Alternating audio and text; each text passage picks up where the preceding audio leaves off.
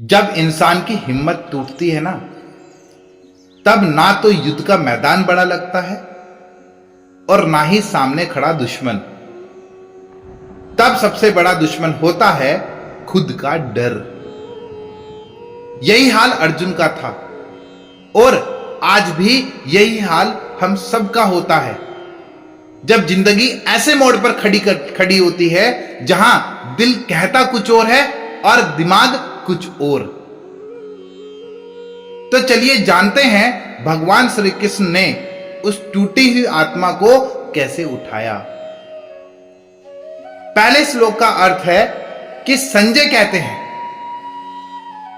भगवान श्री कृष्ण ने उस अर्जुन से जो करुणा से भरा हुआ था, जिसकी आंखों में आंसू थे और जो बहुत दुखी था, उससे ये वचन कहे।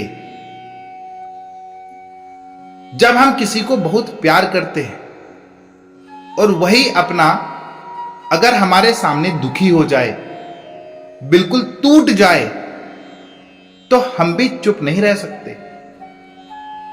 कृष्ण यहां सिर्फ भगवान नहीं है, वो दोस्त हैं, वो मार्गदर्शक हैं। श्लोक 2 का अर्थ है कि श्री कृष्ण कहते हैं, हे अर्जुन, ये कायरता तुम्हें इस कठिन समय में कहां से आ गई? ये ना तो किसी वीर को शोभा देती है और ना इससे स्वर्ग मिलता है और ना ही ये किसी की प्रतिष्ठा बढ़ाती है।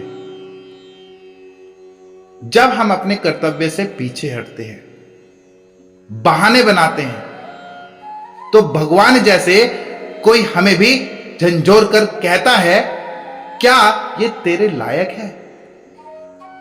यह श्लोक एक तमाचा है उस बहानेबाजी पर जो अक्सर हम करते रहते हैं कि मुझे डर लगता है, मैं कर नहीं सकता, क्या होगा अगर मैं हार गया? श्लोक नंबर 3 कहता है कि हे अर्जुन, तू कायरता को मत अपनाओ, यह तुझ जैसे योद्धा को शोभा नहीं देती। छोटे मन की दुर्बलता को छोड़ो और उठो और युद्ध के लिए तैयार हो जाओ।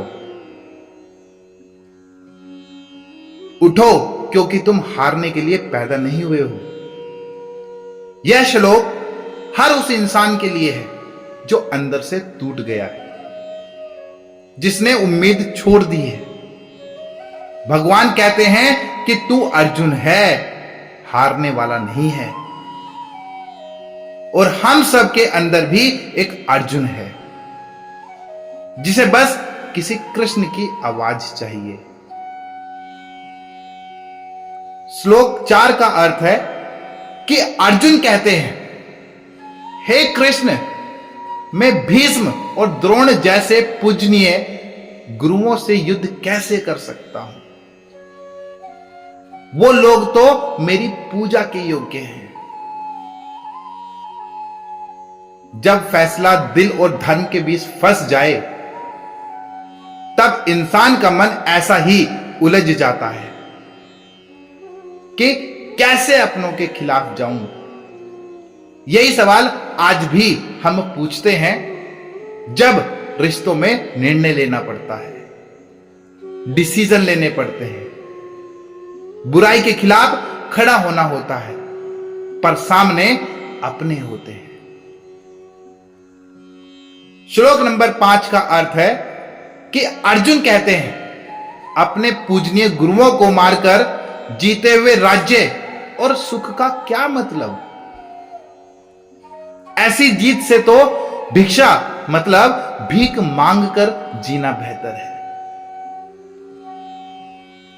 आज भी हम जिंदगी में कई फैसले लेते हैं जो हमें आर्थिक फायदा तो देते हैं, पर मन की शांति छीन लेते हैं। अर्जुन यही कह रहा है, ऐसी जीत का क्या जो मेरे अंदर को मार दे। श्लोक नंबर 6 का अर्थ है कि हमें समझ नहीं आ रहा कि हमारे लिए क्या अच्छा है। हम उन्हें जीते या वो हमें जीते, दोनों ही स्थिति दुखद है, क्योंकि जिनसे हम युद्ध करेंगे उन्हीं के बिना जीने की इच्छा ही नहीं है। यही होता है जब जिंदगी उलझ जाती है, फैसला लेना मुश्किल हो जाता है, क्योंकि दोनों ही रास्तों में दुख है। तब हम फंस जाते हैं दिल और धर्म के युद्ध में। अर्जुन की यह उलझन सिर्फ एक योद्धा की ही नहीं, यह हर उस इंसान की है जो दिल और कर्तव्य के बीच फंसा हुआ है। लेकिन अब वक्त है जवाब का। अगले श्लोकों में भगवान श्री कृष्ण पहली बार आत्मा के रहस्य को उजागर करेंगे, और जो सुना, समझा और माना वो इस जीवन से ऊपर उठ गया। धन्यवाद।